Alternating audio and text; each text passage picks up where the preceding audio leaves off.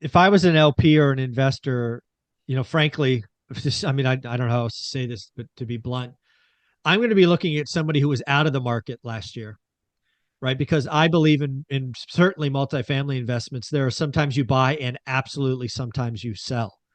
So frankly, I want to know somebody who was struggling, who got out, who was sitting in cash and was pissed off and frustrated. That's the person I want to look to. The person that I don't want to look at is the person that did multiple deals or multiple raises in 21 or 22 on a deal, used Bridge, Jet, IO, talked about bonus depreciation, all that marketing stuff to get deals done. Also, I don't want to work with somebody who's a social media guru and basically all they do is raise capital. I believe, and I've said for months now, the people that are going to win the next couple of years are good operators. And in the multifamily space, I believe a good operator sells at the peak and sits in cash and, continues to educate, continues to do the work, of course, but just patiently waits. That's who's going to win because you have the relationships, you have the capital, you haven't burned any LPs. How many LPs are going to be burned by these silly social media guru types and will never come back? Yeah. It's just reality. So again, I think great operators are going to win. And again, black and white, who was out of the market is somebody I want to go to. Yeah, I mean, I'll give you like a great example of this. I mean, my friend Brian Burke. I mean, Brian Burke built an enormous portfolio of real estate and basically sold all of it.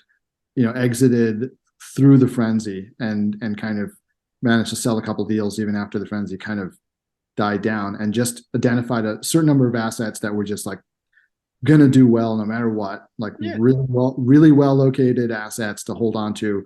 But the rest of it, he stopped buying some time ago and was just selling. And that's the kind of person that you want to be looking at. Someone like Brian, who's been through a couple of cycles, saw what was happening. He was the guy who, when he went to a meetup and everybody was a syndicator, was like, okay, time to start selling. Problem, red flag, red flag, red flag. As opposed to deciding that meant like dive into the frenzy even more, right? I mean, so